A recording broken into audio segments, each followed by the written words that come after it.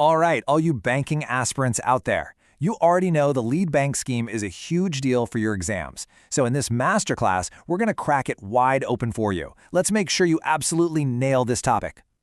It's a really good question. How does money from a big city bank actually find its way to a tiny, remote village somewhere in India? Is it just random? Nope. There's a master plan behind it all. And today, we're going to pull back the curtain and show you the entire blueprint. So here's our game plan. We've laid it out just like your best study notes, hitting the 5 key areas you absolutely need to know. We'll cover its origins, the structure, how credit is planned, its role today, and of course, the key takeaways for your exam. So let's just jump right in. Okay, first up, Section 1. Let's get to the heart of it, the origin and the purpose. To really get a grip on any scheme, you've got to understand why it was even created in the first place. So picture this, it's 1969. Rural banking? It was, well, pretty bad. A huge gap existed. That's when the RBI stepped in. Now, for your exam, you need to tattoo 2 names into your brain, the Gadgil Study Group and the Nariman Committee. And here's a super simple mnemonic to lock it in. Just remember GN. Think Gadgil and Nariman. They brought the good news to rural banking. Trust me, this comes up all the time. Now, this brings us to the core philosophy of the whole thing. It's a key word you absolutely have to know, the area approach. See, before this, banks were kind of just throwing darts at a map, a really scattered and ineffective way of doing things. The area approach changed the game. It was like saying, okay, Bank A, you are in charge of this district. Make it work. It's all about focused, planned development instead of just hoping for the best. All right, let's move on to Section 2. We've got the why, now let's look at the how. We're talking about the structure, the nuts and bolts.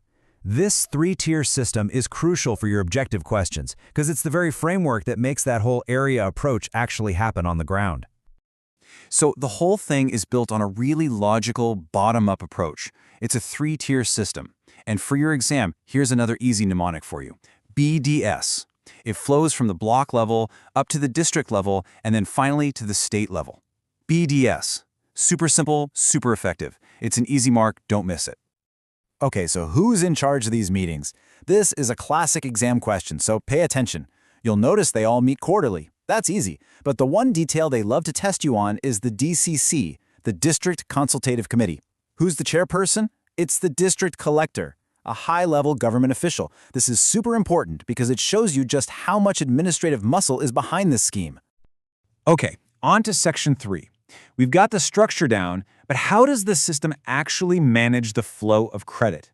I like to think of this as the engine room of the entire lead bank scheme. This is where the real work happens. So the whole planning process is, again, bottom-up. It all starts with NABARD. They create something called Potential Linked Credit Plans, or PLPs. Think of it as a treasure map showing all the economic potential in a district. Then, each individual bank branch looks at that map and makes its own plan, the branch credit plan. All those branch plans get bundled together at the block level, and then all the block plans are consolidated to create the final master plan for the district credit plan. It's really a beautiful example of planning from the grassroots up. And now, for a number. A single number. I'm telling you, if you take away just one thing from this whole section, let it be this. This is the most important performance metric for the entire lead bank scheme. So what is it? It's the credit deposit ratio, or CD ratio, and the magic number is 60%. Here's what it means in simple terms. For every 100 rupees a bank collects as deposits from people in a village, the RBI says it has to lend at least 60 rupees back into that same community. Why? To make sure rural money stays in rural areas, fueling local growth instead of getting sucked away to fund projects in the big cities. It's all about fairness. Okay, moving on to Section 4. Now, it's easy to think of the LBS as this old scheme from 1969, but that couldn't be farther from the truth. This thing has evolved in a huge way. Let's talk about its role today, because this is where you'll see it's the engine behind some of India's biggest modern initiatives. Today, the LBS is basically the on-the-ground army for achieving massive national goals. You've heard of direct benefit transfer, right? Or the huge push for a digital payments ecosystem. Well, who do you think makes sure all that actually works? In every district, every block, every village. It's the LBS framework. It's the machinery that connects these big national plans to individual people. So just look at the evolution here. Back then, in 1969, it was all about one thing, getting basic credit out to rural areas. Pretty straightforward. But now, it's about the whole shebang. We're talking universal financial access, DBT, digital payments. It's about building an entire, modern financial ecosystem from the ground up. All right, everyone, pencils down, eyes here. This next slide is it. This is your final revision flashcard, the most important slide of them all. We're going to do a rapid-fire round of all the key facts you need to have memorized. Let's lock it in.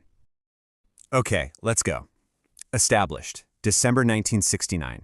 Core idea, the area approach. The two committees, Gadgil and Nariman RGN mnemonic. The hierarchy, block, district, state are BDS mnemonic.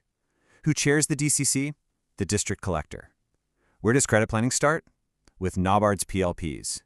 The key metric? That's 60% CD ratio. And the modern focus? Financial inclusion and digital payments. Get these 8 points down and you've got this topic completely covered. These are the points that get you marks. And that wraps up our masterclass. But as you continue your prep, I want to leave you with a thought. In today's digital-first India, where everything is moving online, what's the next big challenge for the lead bank scheme? What's the next frontier? Something to think about. Okay, all the very best for your exams. Go ace it.